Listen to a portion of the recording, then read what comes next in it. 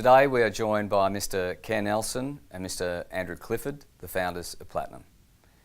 Kerr, you founded Platinum in 1994, and since that time we've seen the emergence of new markets, new technology, and what seems like increased uncertainty. Can you explain to us how Platinum has evolved over that time? Yes, you're quite right. There's been a lot of change, but the one thing that doesn't change at all is humanity and the way it behaves in uncertainty. So in uncertain conditions, there's a fairly clear pattern of behavior. So what we've seen is the need for much more specialization. In the early days, we were often early arrivals in a new market and exploited that. What we've now done is broken the firm into sub-teams. So there's much more specialization, and the teams themselves vet the work as it comes through. We're using much more quantitative methods to help us identify where opportunities might lie. And it's all just, it really is just a concentration of effort in smaller packages. Andrew, Platinum was one of the first fund managers in Australia to offer investors global equity exposure. Yet there's still some reluctance on behalf of Australian investors to invest globally. Can you explain that reluctance and the risk that potentially poses on investors? So I think around the world, wherever you go, you'll find that investors have a great sense of comfort and familiarity. So there is always this bias towards the home market. For Australian investors, that can be a particular problem because we have a very narrow stock market here, dominated by the banks, the resource companies, the big retailers. So when they focus there, they're really missing out on a huge variety of opportunities are out there. And if you think of where, the great opportunities today are, whether it's around biotech, the internet, alternative energy, most of these opportunities are represented in stock markets elsewhere in the world. So by staying at home, you get a very narrow and less diversified opportunity set. And on top of that, you're often, doubling the bet up on, your own income sources most definitively comes from the local economy. So, that is the risk when you stay at home. Gentlemen, a question for both of you. We've seen the growth of index products in recent years. Can you explain why investors should still invest in managed funds? The real most obvious way of looking at the problem of index type products is that you will have your greatest exposure to a company when it is at its peak. So if you think of a company like Cisco, which we have in the portfolio today and are very enthusiastic about, but if you're in an index fund, today will be about the lowest weighting you've ever had exposure to Cisco, whereas at the top of the tech boom in 2001, it would have been your largest stock, and on 70 or 80 times earnings as opposed to 10 times today. And that really is the perversity of index investing, as simply as it can be stated. But I'd like to add as well that it's just been a wonderful opportunity for, the sort of neutral funds, because it's been a trending market and you just follow the winners and it makes it look easy. And you seemingly don't pay any fees for this, and it all looks perfect. But we think right at the end of that particular episode in markets, where trending now is less evident. So what has worked so well for a while may now prove to be less interesting. But Andrew's idea about your most exposure is that it makes you the most vulnerable is correct. Kerr, can you explain the investment objectives of this fund? Well, we're really, in its simplest form, we're really just trying to give clients the opportunity to have a package of interesting companies.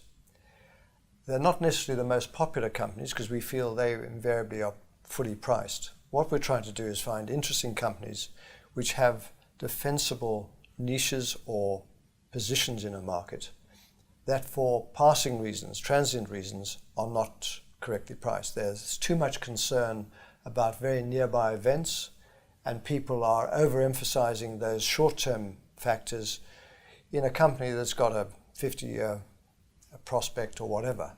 And that's where we try to add value by separating out the intrinsic value of the company from these very noisy short-term news events and so on. Kerr, can you talk through the investment philosophy behind the strategy? Well, in a way, I more or less said it then, because what most investors do, and most human beings, is if they've had a shock, they tend to overreact to it. And the same thing happens in stock markets. When they've been rewarded with something, they treat it as if it's ongoing, and if they've been punished by something, they treat it as being likewise. So there are two things that we do as humans. One that's very evident is we overemphasize a nearby event, which we call a selective bias, so-called availability bias. And the second thing we do is we extrapolate. So if we're very happy at the moment, we tend to extrapolate that sense into the distant future. And if we're miserable, we tend to think that things are always going to be bad and so on.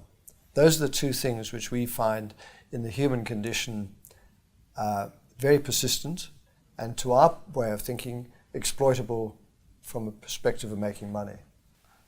I'd now like to spend a little bit of time on portfolio construction and risk management. Kerr, you challenge the market when you buy an unloved stock. How do you manage this process when the market clearly believes you were wrong? Right. As Andrew said, it's all about the depth of work you're doing. So the essential thing is that when you're looking at your case, that you keep an open mind. And what we do is, as we've said, is you write up a report. And in that report, it's very clearly stressed what we really are sure about and what we are unclear about. And there are milestones. And when you start seeing the milestones not being passed, that's a very early warning sign. And that's when you have to start reviewing whether you've actually got the right end of the stick or not. Because you're quite right, that's the danger. And if you're stubborn for the sake of being proud, you lose money. And as a serious investor, that's the real mark of failure. It's not whether you made a little money or not. It's how much money have you lost on your supposed great insight. And we are very clear that we're not talking about relative returns. We're talking about how much money have you made, and that's what matters, not relative returns. Andrew, your strategy has a broad allocation across the globe. Can you explain how you manage currency within the portfolio? So, I mean, again, this is one of the more difficult parts of managing a global portfolio. And, you know, what we generally are trying to do is have a view on the major currencies, including the Australian dollar, you know, what are likely to be, you know, the stronger currencies over the medium term. And indeed, you know, we're looking at many of the traditional variables that people look at with currencies: interest rate differentials, differences in economic growth rates, purchasing power parity and the like. But really one of the better indicators often is just when we're looking at companies. So if we're looking at Japan and we look at the profitability of a great company like Toyota, when they're struggling to make money when the yen is at 80, and you know most of the export sector are not making money, you've got a pretty good sense that currency is pretty fully valued and you want to stay away from it. Conversely, when it's at 120 and they're making out like bandits far more than they should, you probably know it's gone too far the other way. Now, day to day, week to week, even you know over a short periods of a year or so, that may not work that way. But you know, you just try and move towards what you think will be the stronger currencies. And we do that simply by using the foreign exchange forward market. It's a fairly straightforward process in terms of how you go about doing that. Could I add that currencies tend to be quite trending, so the trend persists for several years. It's not this very short-term wobbles that matter. When a currency starts to turn, that stays in place for quite a while. And you've seen it with the Australian dollar. So we broke up to close to 110 against the US. When it turned, you had a long trip downwards, and you need to find reasons why that's going to turn around before you start saying, well, it's now cheap enough, because there's actually a longer term driver. Andrew, how do you manage risk within a global equity portfolio?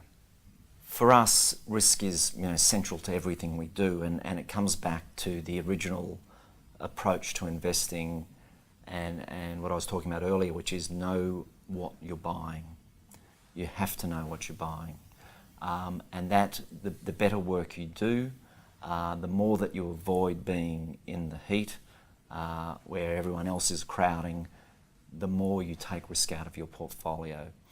After that, in construction of the portfolio, you have to be aware of common variables across a portfolio. So, for example, sectors like property sector and banks are both very sensitive to interest rates. So you need to be aware if what the market is worried about is rising interest rates, as an example, and property and banks are both getting cheap, you have in some sense a common risk element to those parts of the portfolio, and you have to consider that in your overall construction. But really, to us, risk is, how well do you know what you own? Looking around corners, again, avoiding this extrapolation, because many people are good at describing a company, but they don't understand its workings. What really makes this company different? What really protects it? Because there's a slogan around a brand, but it doesn't give you an insight into what really allows it to make these very high rents. Andrew, what sort of investor does the fund suit, and what's the recommended time frame for investors? When we look at this type of companies we're investing in, we're typically looking at, these days a 5-year type of time frame to see the